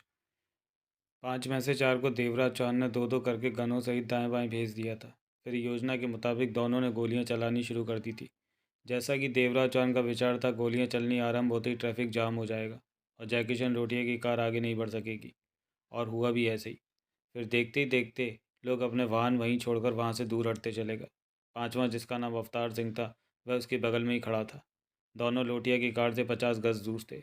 सब कुछ ठीक ठाक देखकर देवराज चौहान बोला, अवतार सिंह, भागो, जैसा कहा है वैसे ही करना। देवराज चौहान होठ भींचकर बोला और अगले ही पल दोनों लोटिया की तरफ कार की तरफ दौड़े। पास पहुंचते ही अवतार सिंह लोटिया की कार से चंद फीट दूर ठीक पीछे की तरफ एक कार के पीछे जा छिपा और हाथ में रिवॉल्वर चमक उठी थी। देवराज चौहान नहीं रुका। भागते भागते उसने उछाल भरी और लोटिया की कार की डिग्गी पर पांव रखता हुआ छत पर जा चढ़ा। रोमांचकारी दृश्य था। गोलियां चल रही थीं और खुद देवराज चौहान लोटिया की कार की छत पर चढ़ा हुआ था। क्षण भर के लिए गोलियां चलनी रुकी, तत्पश्चात फिर आरंभ हो गई। देवराज चौहान का चेहरा इस समय पत्थर की भांति सख्त हुआ पड़ा था। दांत भिजे हुए थे। आंखें सुर्ख थी। उसने जेब से रिवॉल्वर निकाली और पलक झपकते ही कार की खिड़की से बाहर निकले गन के मुंह के करीब करके ट्रिगर दबा दिया। रिवॉल्वर की गोली गन के मुंह से जा टकराई और छिटक गई। गन के मुंह में हल्का सा टेढ़ापन आ गया था। वो बेकार हो गई थी। अगले ही पल देवराज चौहान पलटा और दूसरी तरफ निकली गन का मुंह उसने थामा, जो कि बेहद गर्म था। इसके साथ ही उसने थोड़े से खुले शीशे में रिवॉल्वर की नाल डाली और टगर दबा दिया। कार के भीतर दिल दहला देने वाली चीख उभरी। जाहिर था देवराज चौहान के रिवॉल्वर से निकली गोली गनमैन के शरीर में किसी नाजुक जगह लगी थी। गन पर ढीली पकड़ ढीली हो गई और देवराज चौहान ने बिना क्षण गंवाए गन को बाहर खींचा और कार की छत पर रख लिया। तभी पीछे से गन पर पकड़ ढीली हो गई और देवराज चौहान ने बिना क्षण गंवाए गन को बाहर खींचा और कार की छत पर रख लिया। तभी पीछे से अवतार सिंह ने गोली चलाई। देवराज चौहान फौरन पलटा। कार की पिछली सीट का शीशा खोलकर रिवॉल्वर वाला हाथ बाहर निकालकर छत की तरफ कोई गोली चलाने ही वाला था कि अवतार सिंह के रिवॉल्वर से निकली गोली खिड़की से निकले रिवॉल्वर से टकराई। रिवॉल्वर छिटक कर दूर जा गिरा। हाथ भीतर गया और खिड़की का शीशा पुनः बंद हो गया। देवराज चौहान का चेहरा वहशियात्मा मुस्कान से भर उठा। दोनों गनमैनों में से एक गनमैन मर चुका था अथवा मरने वाला था। उसकी गन कार की छत पर पड़ी थी। दूसरे गनमैन की गन का मुंह टेढ़ा हो गया था। गन बेकार हो गई थी। अब भीतर मौजूद लोगों के पास सिर्फ रिवॉल्वर ही थे। एक, दो या ज़्यादा से ज़्यादा 3। उसने देखा दाईं बाईं तरफ फैले उसके चारों आदमी धीरे धीरे कार के समीप आते जा रहे थे। देवराज चौहान ने भिजे होंठों से आसपास देखा। भीड़ दूर थी। भीड़ में पुलिसमैन भी नजर आ रहे थे, परंतु कोई भी आगे बढ़ने का प्रयत्न नहीं कर रहा था। वह जानता था कि उसके पास ज़्यादा समय नहीं है। कुछ ही देर में पुलिस ही पुलिस होगी। 10, 15 या 20 मिनट ही उसके पास है। उसने रिवॉल्वर को बाएं हाथ में पकड़ा और दाएं हाथ से टांग के साथ साथ बांध रखी लोहे की रॉड निकाली और छत पर खड़े ही खड़े लोहे की रॉड कबाड़ कार की खिड़की के बुलेट प्रूफ शीशे पर पूरे वेग के साथ करने लगा। अगला दृश्य। जैकी चैन, लोटिया और पाल खन्ना ने सब कुछ देखा। एक गनमैन की लाश आगे वाली सीट पर पड़ी थी। दूसरा गनमैन सलामत था, परंतु उसकी गन बेकार हो चुकी थी। पाल खन्ना ने छत पर रिवॉल्वर से गोली चलानी चाहिए, लेकिन अवतार सिंह के रिवॉल्वर से निकली गोली ने उसके रिवॉल्वर को गिरा दिया था। अब उनके कानों में कार की छत पर से आती भारी कदमों की आवाज़ पड़ रही थी। ऊपर कौन हो सकता है? पाल खन्ना के होठों से निकला। देवराज चौहान के सिवाय और कोई नहीं हो सकता। उसने बहुत ही खतरनाक योजना बनाई है। हम लोगों को बेबस कर दिया है। जैकी चैन लोटिया का सर क्रोध से कांप रहा था। हमारा गनमैन मारा गया, यह बहुत बड़ी बात है। आज मुझे महसूस हो रहा है कि मैंने अपनी सुरक्षा में कई कमियां छोड़ रखी हैं। मुझे इस कार के आगे पीछे अपने आदमी रखने चाहिए थे। अगर ऐसा किया होता तो इस समय हम अपनी ही कार में बंद न होते। अब क्या किया जाए सर? पाल खन्ना भी क्रोध से कांप रहा था। चिंता करने की आवश्यकता नहीं। ये लोग हमारा कुछ नहीं बिगाड़ सकेंगे। कार के शीशे बुलेट प्रूफ हैं। हम तक कोई गोली नहीं पहुंच सकेगी। जैकी चैन लोटिया के क्रोध भरे सर में विश्वास का पुट था। कुछ ही देर में पुलिस आकर इन लोगों की लाशें बिछा देगी। हमारे आदमियों तक भी अब तक इस हादसे की खबर पहुंच चुकी होगी। वो भी आते ही होंगे। आप ठीक कह रहे हैं। तभी लोहे की छड़कावाट शीशे पर हुआ। सब चौंक पड़े। लोटिया का चेहरा अजीब से भावों से भर उठा। दूसरा, फिर तीसरा बार हुआ। उसने फौरन जेब से रिवॉल्वर निकालकर हाथ में ले ली। आंखों में व्याकुलता भर आई थी। खन्ना, लोटिया का सर बर्फ़ की माने ठंडा था। सावधान हो जाओ, अब कुछ भी हो सकता है। शीशा ज़्यादा देर नहीं टिक पाएगा और टूट जाएगा। पाल खन्ना ने फौरन गनमैन को देखा। तुम्हारे पास रिवॉल्वर है? जी हाँ। मुझे दे दो और तुम सिर सिर नीचे करके बैठ जाओ। पाल खन्ना गुर्राया। गनमैन ने रिवॉल्वर निकालकर पाल खन्ना की तरफ बढ़ा दी। कुछ चोटें मारते ही देवराज चौहान के माथे पर पसीने की बूंदें झिलमिलाने लगी थीं। कपड़ों के बीच भी पसीने की चिपचिपाहट का एहसास होने लगा था। परंतु इन चोटों से कार का मजबूत प्लास्टिक का शीशा क्रैक हो गया था। अब एक या दो चोटों की कसर थी कि शीशे ने टूट कर नीचे गिर जाना था। तभी पीछे छिपे अवतार सिंह ने भी अपनी टांग के साथ बंधी रॉड निकाली और बढ़कर रॉड का आवाज जोर जोर से कार के पिछले शीशे पर करने लगा। उसके दूसरे हाथ में रिवॉल्वर थमा हुआ था। कड़कती गर्मी में उसका चेहरा भी पसीने से भर उठा। इन आवाज़ों के सिवाय चारों तरफ स्तब्धता छाई हुई थी। दूर खड़े लोग दम साधे ये सब देख रहे थे। इन सब बातों को शुरू हुए 7-8 मिनट हो चुके थे। उसी समय दोनों तरफ से गोलियां बरसाने वाले कार के समीप आ पहुंचे। उनके एक हाथ में गनें थीं तो दूसरे में रॉडें। उनके चेहरों से वहशत टपक रही थी। वह भी रॉडों से कार के शीशों पर वार करने लगे। देखते देखते तेज आवाज़ों के साथ कार के बुलेट प्रूफ शीशे टूटते चले गए। परंतु इससे पहले वह गनों का संभाल पाते, कार के भीतर मौजूद जयकिशन लोटिया पाल खन्ना के हाथों में छमी रिवॉल्वरों में से गोलियां निकलकर उनके सीनों में प्रवेश करती चली गई। उन चारों के शरीर उछले, गनें हाथ से छूट गई और नीचे गिरकर तड़पने लगे। पल भर के लिए वहाँ मौत का सन्नाटा छा गया। फायरों की आवाज़ दूर दूर तक गूंजती चली गई थी। कार के पीछे की तरफ मौजूद अवतार सिंह फौरन दुबक गया था। जयकिशन लोटिया और पाल खन्ना रिवॉल्वर थामे सतर्क मुद्रा में बैठे रहे। उनकी एक निगाह छत पर थी तो दूसरी पीछे की तरफ। बीतता हुआ एक एक पल मौत का एहसास दिला रहा था। तभी देवराज चौहान का आग में धधकता स्वर उसके कानों में पड़ा। लोटिया, मैं देवराज चौहान हूँ। मैं तुम्हारा अपहरण करना चाहता हूँ, तुम्हें मारना नहीं चाहता। हालात तुम्हारे सामने हैं। तुम मेरे रहमो करम पर हो। मैं तुम्हें 2 मिनट का समय देता हूँ। रिवॉल्वर में बाहर फेंको, कार में जो भी मौजूद है उसके साथ बाहर आ जाओ। याद रखो, मेरा एक आदमी कार के पीछे खड़ी कार की ओट में जा चुका है और उसकी रिवॉल्वर की नाक तुम लोगों की तरफ है। अगर नीचे झुककर खुद को उसके निशाने से बचा भी लिया तो मेरे से ना बच सकोगे। कार की छत से मैंने रिवॉल्वर की नाल खिड़की की तरफ करके टिकर दबा देना। अच्छी तरह सोच लो, 2 मिनट है। अपनी ज़िंदगी और मौत का फैसला आराम से कर सकते हो। देवराज चौहान का दरिंदगी पूर्ण लहजा उन्हें सोचने पर मजबूर कर रहा था। अगला दृश्य। क्या करें सर, हम तो बुरी तरह फंस चुके हैं। देवराज चौहान की आवाज़ के थमते ही पाल खन्ना धीमे स्वर में बोला, कुछ करना होगा। जयकिशन लोटिया का चेहरा आग का दरिया बना हुआ था। इससे पहले ज़िंदगी में कभी भी मैं इतना बेबस नहीं हुआ। लोटिया ने एक एक शब्द चबा कर कहा। इस समय बाजी देवराज चौहान के हाथ में। हमारी ज़रा सी अक्लमंदी हमारी जान ले सकती है। वो जैसा कह रहा है वैसे ही करो। वैसे चिंता करने की कोई बात नहीं, काफ़ी वक्त बीत चुका है। पुलिस से हमारे आदमी आते ही होंगे। वो हमें ले जा नहीं सकेगा। आसपास ट्रैफिक जाम है। उसने कोई गाड़ी दूर खड़ी कर रखी होगी और वहाँ तक पहुँचने में भी तो कुछ समय लगेगा। आपका मतलब कि हम उसके आगे घुटने टेक दें? पाल खन्ना हिचकिचाया। सवाल घुटने टेकने का नहीं, वक्त की नाजुकता का है। कहते हुए लोटिया ने अपने हाथ में थमा रिवॉल्वर बाहर फेंक दिया और ऊंचे स्वर में बोला, हम बाहर आ रहे हैं। जवाब में देवराज चौहान ने कुछ नहीं कहा। पाल खन्ना ने भी रिवॉल्वर बाहर फेंक दी। फिर लोटिया, पाल खन्ना, ड्राइवर और गनमैन कार से बाहर निकल आए। भीतर एक गनमैन की लाश पड़ी थी। कार के पीछे खड़ा अवतार सिंह भी सतर्क मुद्रा में सामने आ गया था। उसके हाथ में थमी रिवॉल्वर का रुख उन चारों की तरफ था। देवराज चौहान और जयकिशन लोटिया की खूनी निगाहें आपस में मिली। अगला दृश्य। कोई शरारत मत करना लोटिया। देवराज चौहान ने हाथ में थमे रिवॉल्वर को हिलाकर खतरनाक स्वर में कहा, मैं जानता हूँ तुमने बुलेट प्रूफ कपड़ों के नीचे पहन रखा है, लेकिन इतना याद रखना कि तुम्हारी खोपड़ी और चेहरा बुलेट प्रूफ नहीं है। हमारे बाहर आने का मतलब ही यही है कि हम कुछ नहीं करना चाहते। अपने आदमी को वापस कार में जाने को कहो और मेरे साथ चलो। कहाँ? उस दूरी पर मेरी कार खड़ी है। जयकिशन लोटिया ने पालकन्ना से कहा, तुम सबके साथ कार में जाकर बैठो। लेकिन साहब, मैंने जो कहा है वही करो। लोटिया का स्वर सख्त था। पाल खन्ना बिना कुछ कहे भीतर प्रवेश कर गया। उसके साथ ड्राइवर और गनमैन थे। गनमैन भी कार में जा बैठे। लोटिया ने देवराज को देखा। उस तरफ आगे बढ़ो। देवराज चंद ने एक तरफ इशारा किया। मेरे पास बहुत वक्त कम है। यह बात तुम भी अच्छी तरह समझ रहे हो। जानबूझकर कहीं भी वक्त बर्बाद करने की चेष्टा की तो तुम्हारी खोपड़ी नहीं बचेगी। लोटिया देवराज चौहान को खूनी निगाहों से देखता हुआ उसकी बताई दिशा की तरफ बढ़ने लगा। उसके चंद कदम आगे बढ़ने पर देवराज चौहान कार से कूदा और लोटिया के करीब पहुंचकर चलने लगा। अवतार सिंह वहीं खड़ा था। उसकी निगाह कार पर थी। जब वह कुछ दूर हो गए तो अवतार सिंह भी उनकी तरफ बढ़ गया। अगला दृश्य। मेरा अपहरण करके तुम क्या करोगे? साथ चलता हुआ लोटिया बोला। मालूम नहीं, देवराज चौहान ने रूखे स्वर में जवाब दिया। किसके कहने पर तुम मेरा अपहरण कर रहे हो? मालूम नहीं। कुछ मालूम भी है? लोटिया ने खा जाने वाली निगाहों से उसे देखा। नहीं, देवराज चंद ने पूर्वत लहजे में कहा। जयकिशन लोटिया क्रोध की अधिकता के कारण हाथों की मुट्ठियां भींच कर रह गया। वह लोग सड़क पर खड़े ट्रैफिक को पार कर चुके थे। अब फुटपाथ पर चल रहे थे। कुछ कदम आगे गली थी। उस गली के दूसरी तरफ जगमोहन कार में तैयार बैठा था। अगर तुम मुझे छोड़ दो और उसका नाम बता दो कि किसने तुम्हें मेरा अपहरण करने के लिए कहा है, तो मैं तुम्हें उससे ज़्यादा दौलत दे सकता हूँ जितनी तुम्हें उसने दी है। चुपचाप चलते रहो। देवराज चौहान गुर्राया।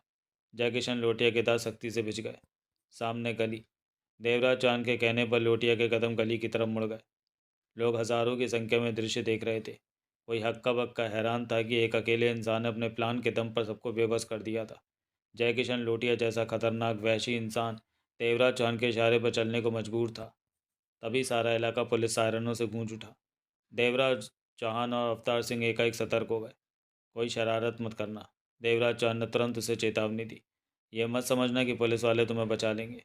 निश्चिंत रहो। मैंने आज तक कभी पुलिस वालों पर किसी बात का भरोसा नहीं किया। जयकिशन लोटिया ने सख्त स्वर में कहा। मैं तुम्हारे कहने पर ही चलूँगा। बड़ी समझदारी करोगे। देवराज चौहान ने कटुता भरे स्वर में कहा। वे लोग आधी गली पार कर चुके थे। अवतार सिंह उन लोगों से कुछ कदम पीछे सतर्क मुद्रा में चल रहा था। गली में घरों के पीछे लोग भी ऊंचा को चक्कर उन्हें देखने का प्रयास कर रहे थे। अभी तक पुलिस वालों को उनकी दिशा के बारे में मालूम नहीं हुआ था। इसी कारण शोर शराबा पैदा नहीं हुआ था। सामने ही गली का मुहाना था। वहीं कार दिखाई दे रही थी। उन्हें आते देखकर जगमोहन ने तुरंत कार को स्टार्ट कर लिया। इंजन की धीमी आवाज़ वहाँ गूंजने लगी। गली समाप्त होने में सिर्फ 6 कदमों की दूरी रह गई थी और गली के बाहर कार 15 कदमों के फासले पर थी। तभी जयकिशन लोटिया के हाथ पर बिजली की तरह चले। उसका हाथ जोरों से देवराज चौहान के रिवॉल्वर से टकराया। रिवॉल्वर उसके हाथ से निकला और तेज़ आवाज़ के साथ गली के बाहर जा गिरा। इसके साथ ही लोटिया की टांग घूमी और पीछे आ रहे अवतार सिंह के हाथ पर उसके जूते की एड़ी वेग के साथ पड़ी। अवतार सिंह के हाथ में से रिवॉल्वर निकलकर ऊपर की ओर उछला और पास ही दीवार की दूसरी तरफ जा गिरा। देवराज चौहान ने तो सपने में भी ना सोचा था कि शराफत दिखा रहा लोटिया इस आखिरी वक्त में हरकत कर दिखाएगा। इसी कारण वह कुछ लापरवाह हो गया था। इससे पहले कि वह कुछ समझता, लोटिया का घूंसा उसकी खोपड़ी पर पड़ा। देवराज चौहान की आंखों के सामने लाल पीले तारे नाच उठे। वह दूर जा गिरा। लोटिया खतरनाक भाव में घूमा और अवाक खड़े अवतार सिंह के पेट में जूते की जोरदार ठोकर मारी। अवतार सिंह दोनों हाथों से पेट पकड़े गला फाड़कर चीखता हुआ नीचे बैठ गया। जयकिशन लोटिया तेज गति के साथ गली में वापस भाग निकला। देवराज चांद किसी प्रकार संभल कर उठा। उसका सिर अभी तक चकरा रहा था। उसने लोटिया को भागते देखा तो चेहरे पर अफसोस के भाव उभर आए। तभी पुलिस सीटियों की आवाज़ ने देवराज चौहान को सतर्क किया। अवतार सिंह। देवराज चौहान व्याकुलता से चीखा। पुलिस, जल्दी से कार में बैठो। अवतार सिंह पेट थामे दर्द से कराता नीचे घुटनों के बल बैठा था। उसने देवराज चौहान को दयनीय दृष्टि से देखा। चलो भी। देवराज चौहान खींच उठा। दर्द हो रहा है। अवतार सिंह ने यह शब्द होठ बीच कर किसी प्रकार कहे। वो सामने तो कार है, जल्दी करो बेवकूफ़। मैं नहीं चल सकता। अवतार सिंह की आंखों में आंसू भरा।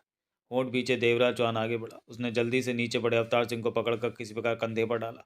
अवतार सिंह के होठों से पीड़ा भरी चीखें निकलने लगी। देवराज चौहान कार की तरफ दौड़ा। उसी समय गली में पुलिस के भारी जूतों की आवाज़ें और सीटियों की आवाज़ें गूंजने लगीं। जगमोहन ने जल्दी से कार का पिछला दरवाज़ा खोला। देवराज चौहान ने किसी प्रकार अवतार सिंह को कार की पिछली सीट पर ढकेला और खुद भीतर जा घुसा।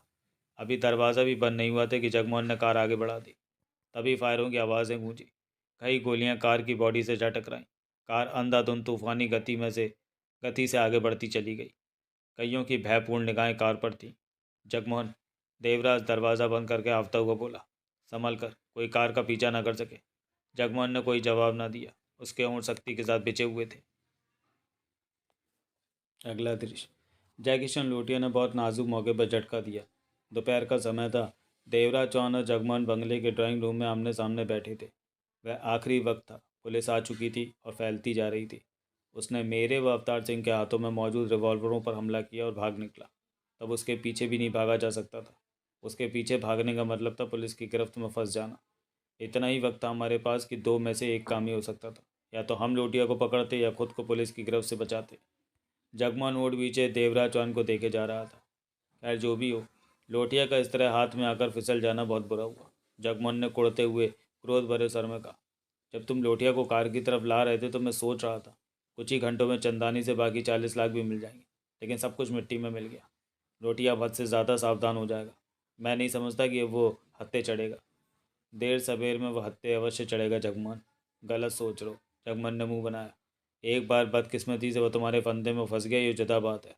दोबारा अब तुम लोटिया तक नहीं पहुंच सकोगे। 40 लाख नहीं चाहिए। देवराज चौहान एकाएक जगमोहन को देखकर मुस्कुराया। नहीं चाहिए? क्यों नहीं चाहिए?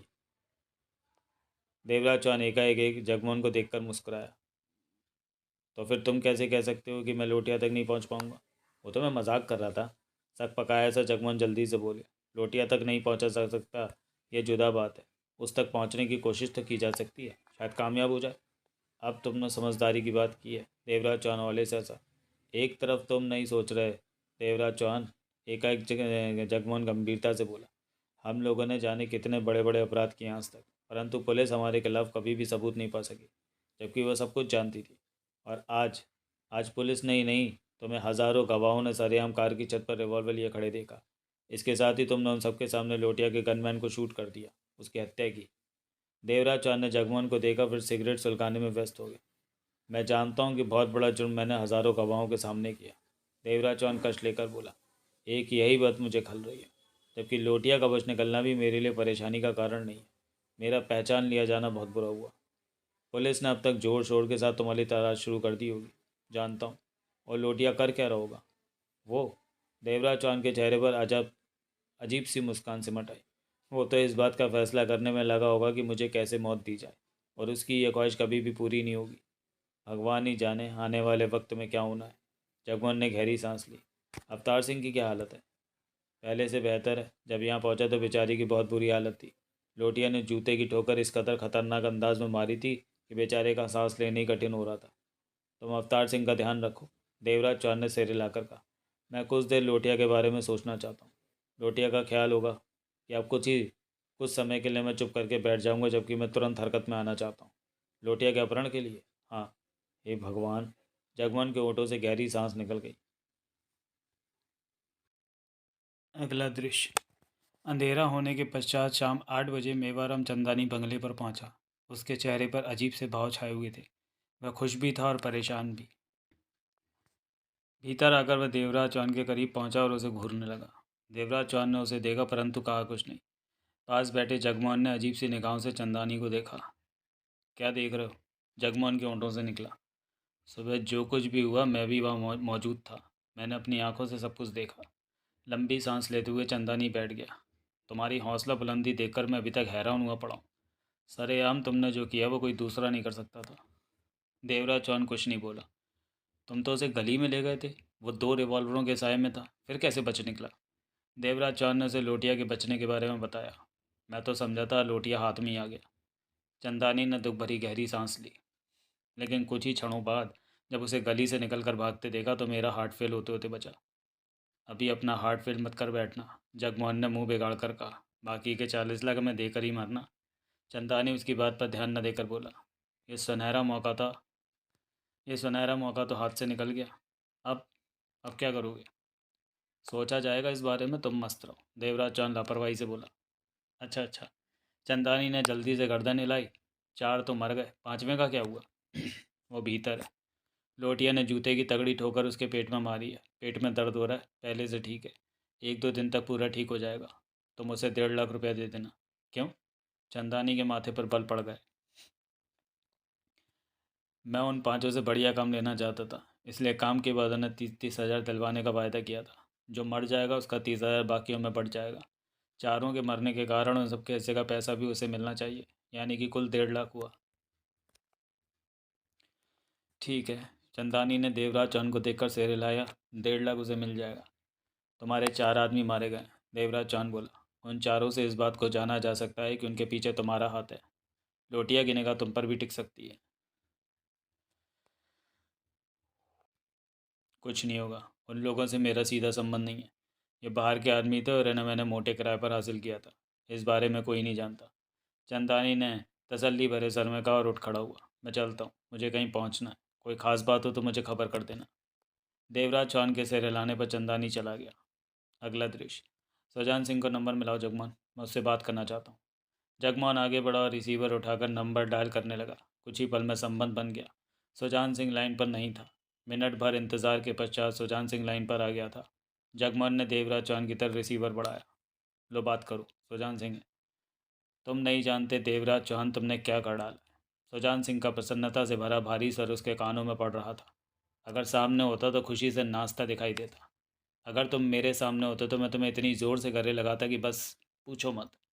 आज सुबह जब तुमने मधुबन चौक पर लोटिया पर हाथ डाला तो मुझे उसी समय खबर मिल गई थी। मैं दूर था इसलिए पहुंच नहीं सका, लेकिन मेरे आदमी ने मुझे पूरी रिपोर्ट दी कि क्या क्या हुआ। सच। मुझे कहने में ज़रा भी शर्म नहीं कि ये सब तो मैं भी नहीं कर सकता था। अंडरवर्ल्ड में सबकी ज़ुबान पर तुम्हारा ही नाम है। सुजान सिंह के खामोश होते ही देवराज चांद शांत स्वर में बोला, कह चुके? अभी कहा। मुझे तो समझ में ही नहीं आ रहा कि तारीफ में तुम्हें क्या कहूँ। और कुछ भी कहने की आवश्यकता नहीं, देवराज चांद ने पूर्वत लहजे में कहा। मैंने दीवारों पर लगे पोस्टरों की बाबत बात करने के लिए तुम्हें फ़ोन किया है। हाँ, मैं तुमसे बात करना चाहता था। क्या? कई पलों की खामोशी के उपरांत सुजान सिंह की आवाज़ सुनाई पड़ी। तुमने लोटिया पर हाथ डालकर सांप के बिल में हाथ दे दिया है। तुम नहीं जानते वो भेड़िए से भी खतरनाक इंसान है।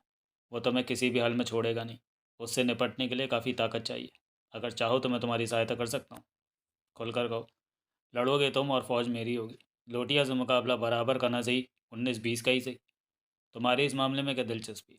सब जानते हैं कि मैं लोटिया का सबसे बड़ा दुश्मन हूँ, उसकी मौत देखना चाहता हूँ। मैं लोटिया की जान नहीं लेना चाहता। कोई बात नहीं, तुम जो भी करोगे उससे लोटिया की ताकत तो कम होगी, इसमें मेरा ही फ़ायदा है। मैं लोटिया का अपहरण करना चाहता हूँ। अपहरण के बाद तुम्हें लोटिया से कोई वास्ता नहीं होगा। मंजूर है। तुम कहाँ से बोल रहे हो? मैं तुमसे मिलना चाहता हूँ। मैं पब्लिक बूथ से बोल रहा हूँ। देवराज चांद ने जानबूझकर झूठ बोला। वो नहीं चाहता था कि सुजान सिंह एक्सचेंज से मालूम कर ले कि वह कहाँ लगे फ़ोन पर बात कर रहा है। इससे उसे उसके ठिकाने के बारे में जानकारी हो सकती थी, जो कि ठीक नहीं था। और मेरे पास वक्त नहीं है कि किसी से भी बात करने का। मैं किसी खास काम में व्यस्त हूँ। फ़ोन पर बात नहीं हो सकती, मिले बिना काम नहीं चलेगा। मैं अपना आदमी भेज देता हूँ, जो भी बात करनी है उससे बात कर लो। जो बात तुमसे हो सकती है वो उससे नहीं हो सकती। चिंता मत करो, जो बात मुझसे हो सकती है वो उससे भी हो सकती है। एक एक लाइन पर खामोशी छा गई। ठीक है, अपने आदमी को मेरे यहाँ भेज दो। तुम्हारे आदमियों में लोटिया के आदमी भी अवश्य छिपे होंगे। अपने साथी को मैं खतरे में नहीं डालना चाहता। तुम रावल होटल के 30 नंबर केबिन में अकेले आओगे, बिना किसी को बताए। मेरा आदमी तुम्हें वहीं मिलेगा। तुम्हारा साथी मेरे यहाँ आने से खतरे में कैसे पड़ेगा? वो पहचान लिया जा सकता है। ठीक है, मुलाकात कब होनी है? अब से 1 घंटे बाद। मेरा आदमी तुम्हें पहचान लेगा। ठीक है। देवराज चांद ने रिसीवर रखा और पास खड़े जगमोहन को देखा। क्या बात करोगे सुजान सिंह से? मैं कर लूँगा। समझदारी से बात करना। साला बड़ा काइयाँ इंसान है। चिंता मत करो, मैं उससे भी ज़्यादा काइयाँ हूँ।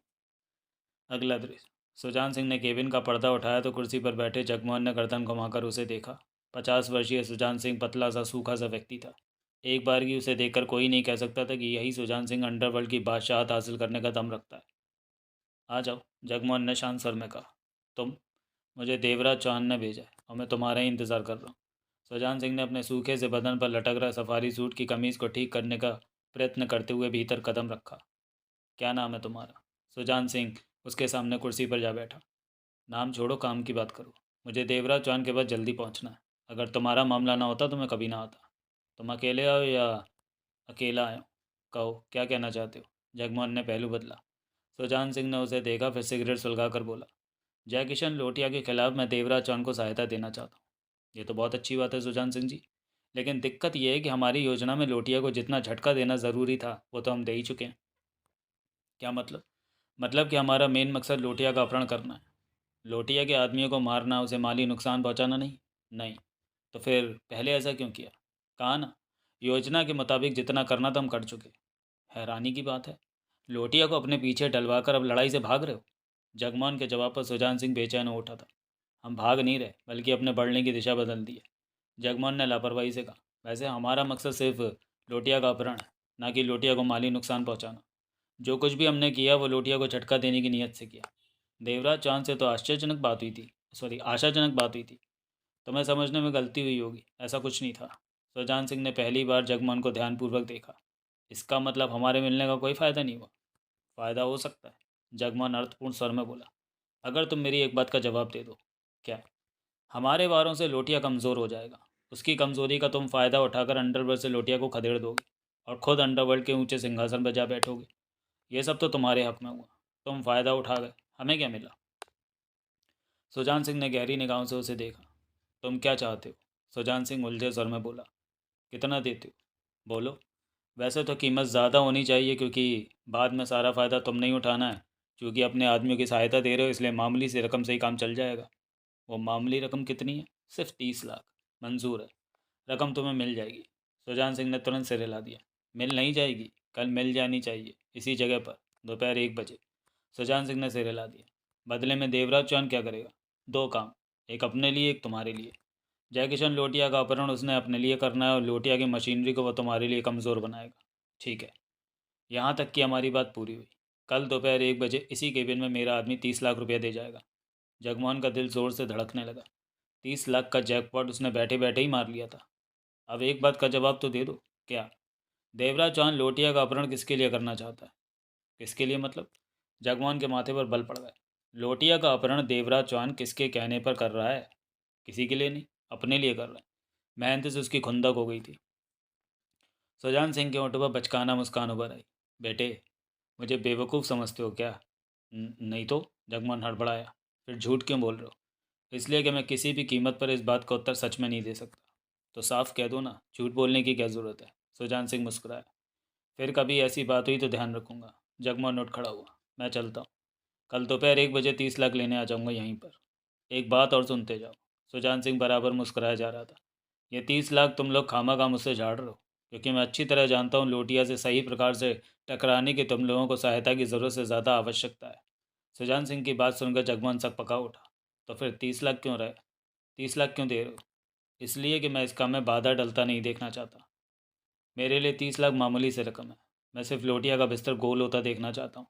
एकाएक सुजान सिंह के सर में वहशीपन झलकने लगा। उसकी आंखें खून की तरह लाल हो गई। जबड़े कस गए। चेहरा खूंखार दिखाई देने लगा। लोटिया को हटाकर मैं अंडरवर्ल्ड का सबसे बड़ा आदमी बनना चाहता हूँ।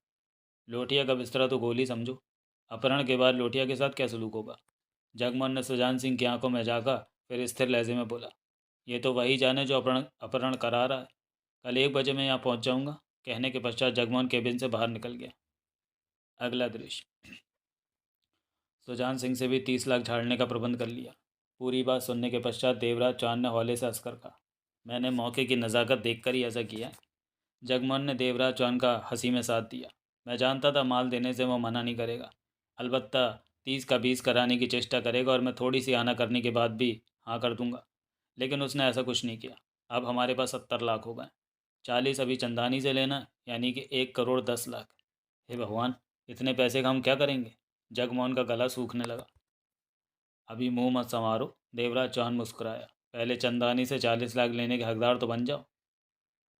जय किशन लोटिया को उसके हवाले करो। देवराज चौहान की बात सुनते ही जगमोहन सपनों से बाहर आ गया। सोचने का डिपार्टमेंट तुम्हारा है, मेरा काम नोटों को संभालना है। तुम्हारे लिए एक काम है। क्या? जयकिशन लोटिया के बेटे महन लोटिया के बारे में जानकारी हासिल करो कि दिन भर वह क्या करता है, कहाँ कहाँ जाता है, किस किस से मिलता है। क्या करना चाहते हो? करना नहीं चाहता, करके देखना चाहता हूँ। देवराज चांद ने सिगरेट सुलगाकर कश लिया। तुम्हें जो कहा है वो जल्दी से पूरा करो।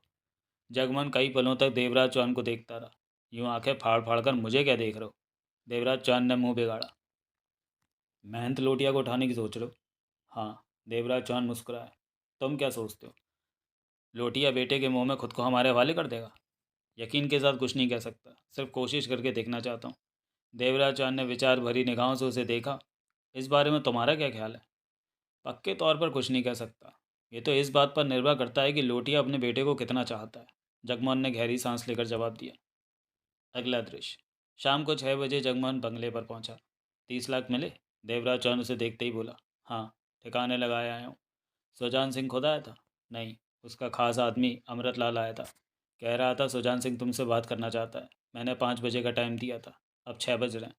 देवराज चौहान ने सिर हिलाया फिर बोला। दिन भर 30 लाख के ही चक्कर में रहे या मेहनत के बारे में भी कुछ पता लगाया? मेहनत के बारे में जल्दी मालूम करना कठिन था। नोटों को ठिकाने लगाने के पश्चात मैंने चंदानी को फ़ोन किया कि शायद मेहनत के बारे में जानता हो। वह जानता था। उसने बताया कि मैन लोटिया बंगले से निकलकर फिश होटल में जाकर बंद हो जाता है और जब ज़रूरी समझता है तभी बाहर आता है। वह सुरक्षा में ज़्यादा यकीन नहीं रखता। मन करे तो कार पर अकेले ही निकल जाता है, परंतु वो होटल से तभी निकलता है जब कोई खास बात हो। उसको होटल से बाहर निकालने के लिए खास बात पैदा की जा सकती है जगमोहन। अवश्य की जा सकती है, बशर्ते कि हमारे पास मैन लोटिया को उठाने का पूरा इंतज़ाम हो। इंतज़ाम भी हो जाएगा। देवराज चौहान के ओठों पर जहरीली मुस्कान उभरी फिर लुप्त हो गई। तुम पहले सुजान सिंह के नंबर मिलाओ, उससे तो बात कर ली जाए। अगला दृश्य। 30 लाख मिल गया होगा। सुजान सिंह की आवाज़ देवराज चौहान के कानों में पड़ी। हाँ। देवराज चौहान ने फ़ोन का रिसीवर दूसरे हाथ में पकड़कर कहा। मेरे आदमी का इस्तेमाल कब करोगे? वो तैयार है।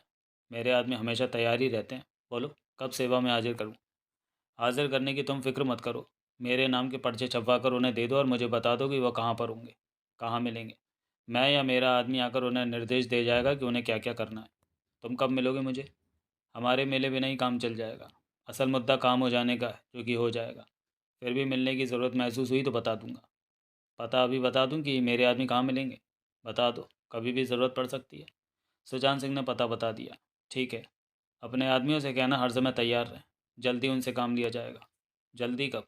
शायद आज रात ही। ठीक है, मैं तुमसे मिलना चाहूँ तो कहाँ फ़ोन करूँ? मैं खुद फ़ोन कर लूँगा जब ज़रूरत पड़ेगी। कहने के साथ ही देवराज चौहान ने रिसीवर नीचे रखा और जगमोहन से बोला, तुम चंदानी से बात करो। उससे लोटिया के खास खास अड्डों की जानकारी प्राप्त करो। मैं सुजान सिंह के आदमियों को उन अड्डों के पते बताकर रात ही में उन अड्डों को तबाह करवा कर लोटिया को झटका देना चाहता हूँ। मैं खुद चंदानी से मिलता हूँ, जगमोहन ने गंभीर स्वर में कहा। इस बारे में फ़ोन पर ठीक तरह से बात नहीं हो सकेगी। बात लंबी हो सकती है। जगमोहन चला गया। देवराज चांद बंगले के ये कमरे में पहुंचा जहाँ अवतार सिंह कुर्सी पर बैठा था। अगला दृश्य। अब कैसी तबीयत है? देवराज चांद उसे देख मुस्कुराया। ठीक हूँ, कभी कभी पेट में दर्द उठने लगता है, अवतार सिंह बोला। मैंने चंदानी से कह दिया, वो तुम्हें 1.5 लाख दे देगा। तुम अपनी बात के वास्तव में पक्के हो? देवराज अपनी बात का हमेशा ही पक्का रहता है, बशर्ते कि उससे कोई धोखेबाजी ना करे। देवराज चौहान ने सिगरेट सुलगाकर कश लिया। 1.5 लाख ना भी मिलता तब भी मुझे तुमसे कोई शिकायत ना होती, क्योंकि तुम्हारे कारण ही मेरी जान बची है। वरना अब तक पुलिस के हत्थे चढ़ा होता और मेरी बुरी गत बन रही होती। अवतार सिंह ने आभार भरे स्वर में कहा। अगर तुम मुझे उठाकर कार में न डालते तो। अवतार सिंह ने गहरी सांस लेकर आंखें बंद कर ली।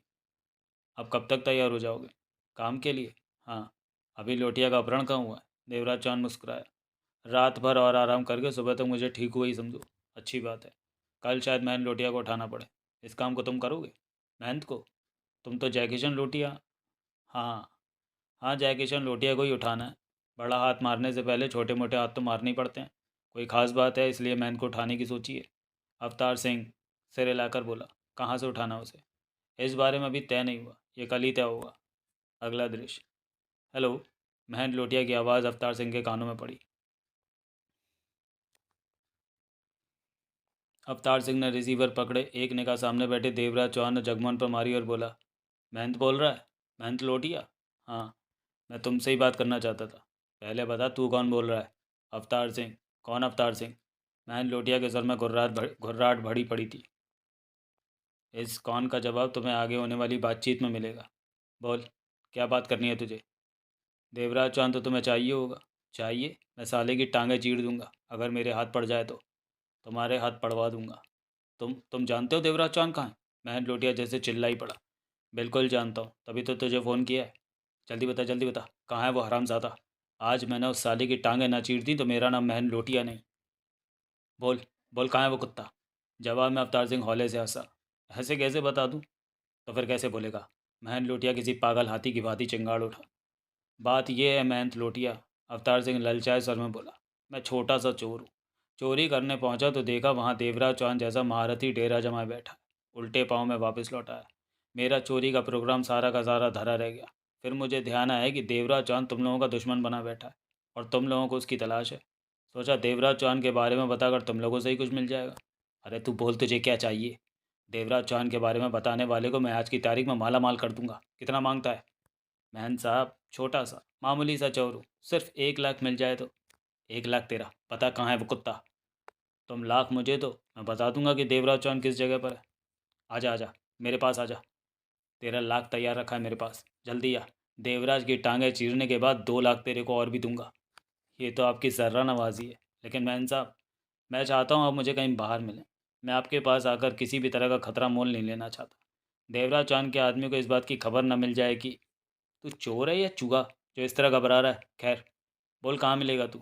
जहाँ भी हुजूर हुक्म करें। सपना टॉकीज़ पर आ जा। मैं अभी पहुँचा। अवतार सिंह लालची हंसी हंसा। वो ₹1,00,000 ले आऊँगा, मरा क्यों जा रहा है? जल्दी पहुँच जा सपना टॉकीज़ पर। कहने के साथ ही मैन लोटिया ने लाइन काट दी। अवतार सिंह ने रिसीवर रखकर देवराज चौहान को देखा। बात ठीक है।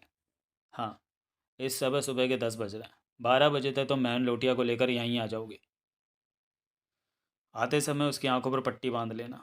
देवराज चौहान ने सिगरेट का कश लेकर कहा। सुजान सिंह के 8 खतरनाक आदमियों से भरी कार पटेल नगर चौक पर तुम्हारा इंतज़ार कर रही है। कार का रंग काला है। जाते समय उन्हें साथ ले लेना और आते समय लोटिया के साथ उनसे अलग हो जाना। ठीक है। जगमोहन कार को ड्राइव करेगा। अवतार सिंह ने सिर हिला दिया। मैं यहीं पर तुम लोगों की वापसी का इंतज़ार कर रहा हूँ। उसके बाद अवतार सिंह और जगमोहन बाहर निकल गए।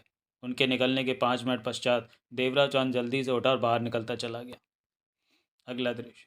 सपना टॉकीज के सामने कार रुकते ही फौरन कार का दरवाज़ा खोलकर महन लोटिया बाहर निकला।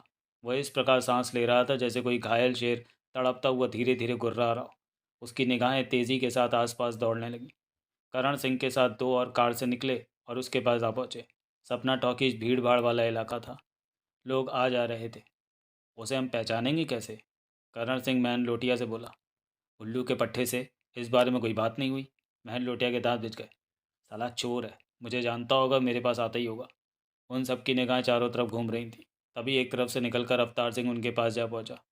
मैंने ही फ़ोन किया था, अवतार सिंह ने घबराए स्वर में कहा। फ़ोन के बच्चे, वो हरामज़ादा देवराज चौहान कहाँ है? महन लोटिया गुर्रा है। बताता हूँ, वो ₹1,00,000 दे साले के बत्थे पर मार। महन लोटिया करण सिंह से बोला। करण सिंह ने कपड़ों में छिपा पैकेट निकाला और अवतार सिंह की तरफ बढ़ाया। अवतार सिंह ने फ़ौरन थाम लिया। पूरे लाख हैं? नहीं, ₹500।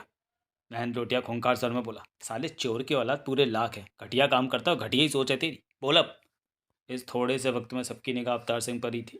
वह कुछ गज दूर खड़ी काली कार को न देख सके, जिसकी खिड़कियों से गनों की नालें झांकने लगी थी। अचानक ही अवतार सिंह की मुख मुद्रा बदली। वो हल्के से मुस्कुराया। तुम फंस गए महन लोटिया। क्या बक रहा है? उस सामने वाली कार पर नज़र मार और सीधा खड़ा रह। तू या तेरा कोई आदमी हिला तो उसके शरीर में इतनी गोलियां धंस जाएंगी कि ऐसा लगेगा जैसे किसी ने पेन की स्याही से शरीर पर छींटे फेंके हों। अवतार सिंह का लहजा खतरनाक हो चुका था। मैं देवराज चौहान का ही आदमी हूँ। चारों की निगाह काली कार की खिड़की से झांकती गनों पर जाकर टिक गई। महन लोटिया की नाक क्रोध से इस तरह फूलने पिचकने लगी जैसे कि कोई पागल हाथी वेग से अपनी सूंड को हिलाने लगता है। धोखा करता है तू? मुझे धोखा देकर फंसा दिया? महन लोटिया का शरीर जोर जोर से हिलने लगा। मैं तुम सबकी टांगें चीर दूंगा मैं। चुप। अवतार सिंह दांत भींच कर गुर्राया। एकाएक उसके हाथ में रिवॉल्वर चमकने लगी। बोल मत। अपने साथियों से कहे कि कार में बैठो, चले जाएं यहाँ से। नहीं कहता। लोटिया का जवाब सुनकर पल भर के लिए अवतार सिंह सबका उठा। अगर तूने मेरी बात नहीं मानी तो कार से गोलियां चलनी शुरू हो जाएंगी, और तू तो जानता ही कि गन की बौछार से बचना आसान नहीं। तब हमारे साथ तू भी मरेगा। मैं नहीं मरूंगा। क्यों? तू लोहे का बना है जो? मैंने बुलेट प्रूफ पहन रखा है, और वैसे भी मेरे आदमी बचाकर गन चलाएंगे। कहने के साथ ही अवतार सिंह के रिवॉल्वर की नाल मैन लोटिया के पेट से ज़्यादा सटी। और जो भी हो, लेकिन इतना याद रख, तू नहीं बचेगा। अगर तूने मेरी बात नहीं मानी तो मेरे रिवॉल्वर से निकली गोली तेरा पेट उधेड़ देगी। इसके साथ ही कार वाले लोग शुरू हो जाएंगे। ध्यान से देखो, कार से 20 फीट के फासले पर है। ऐसी की तैसी 20 फीट की। मैन लोटिया ने बिजली की सी फुर्ती के साथ अपने दोनों हाथ अवतार सिंह के रिवॉल्वर वाले हाथ पर मारे। अवतार सिंह को ज़रा भी ऐसी हरकत की आशा नहीं थी। रिवॉल्वर हाथ से चटक कर दूर जा गिरा। अगले ही पल महन लोटिया ने अवतार सिंह को पकड़ा और ढाल के सामान अपने आगे कर लिया। ₹1,00,000 का पैकेट हाथ से निकल कर नीचे जा गिरा। सब कुछ 2 पल में ही हो गया। तूने बुलेट प्रूफ पहन रखा है तो मैंने तुझे अपना बुलेट प्रूफ बना लिया है, हरामी की औलाद। मैं तेरी वो हालत करूँगा कि तुझे अपनी माँ याद ना आई तो मुझे कहना। करण सिंह, तुम सब कार में बैठो, कार स्टार्ट रखो। मैं उस उल्लू के पट्टे को कार में लेकर आता हूँ। ये हमारे कब्जे में है।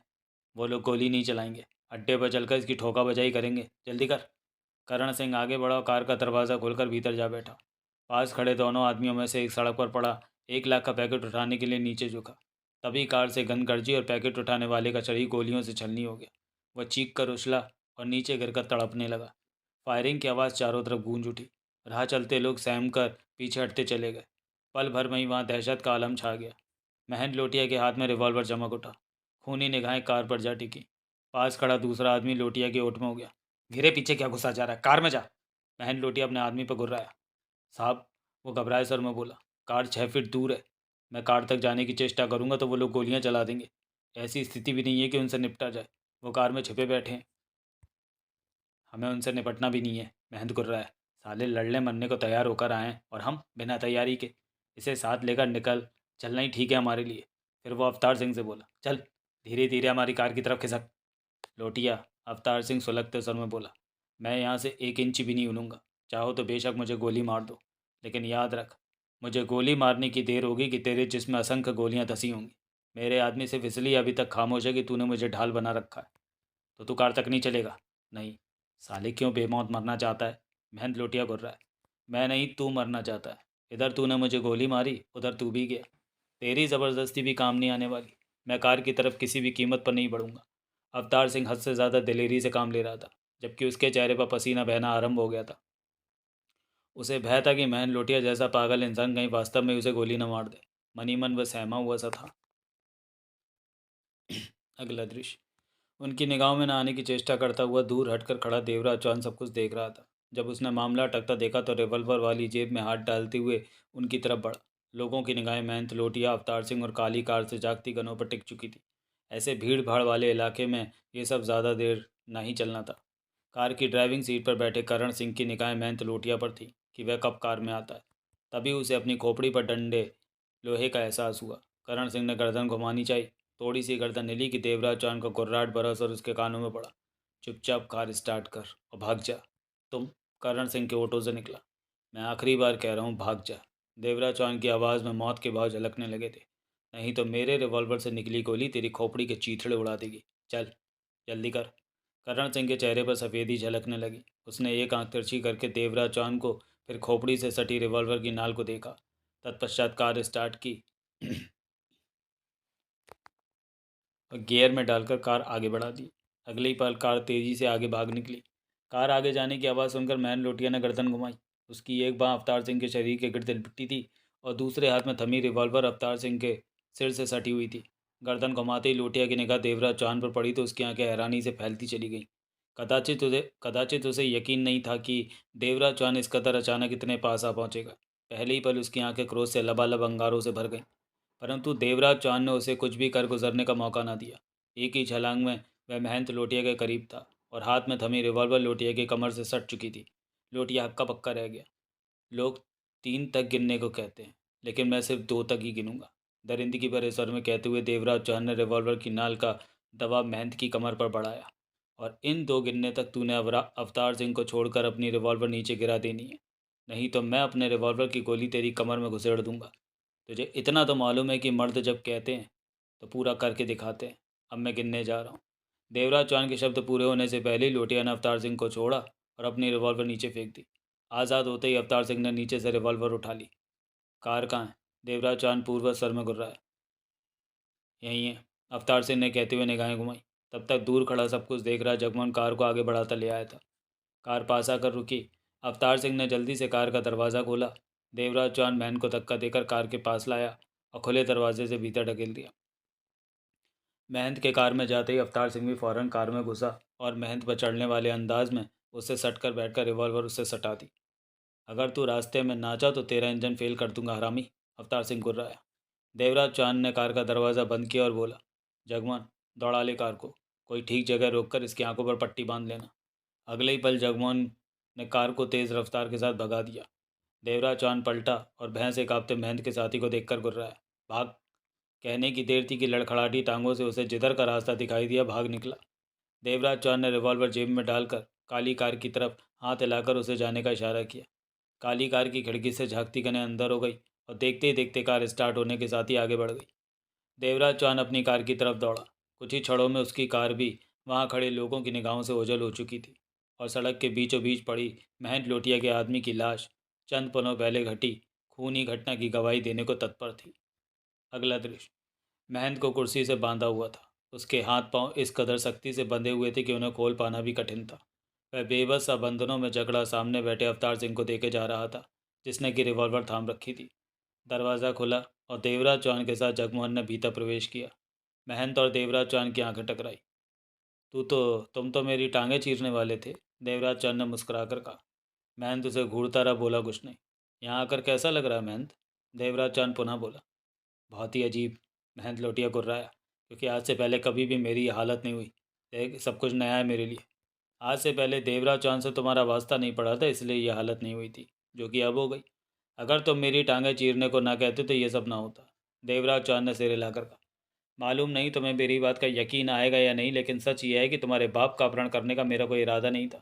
ऑफ़र मेरे पास आई थी, परंतु मैंने कबूल नहीं की।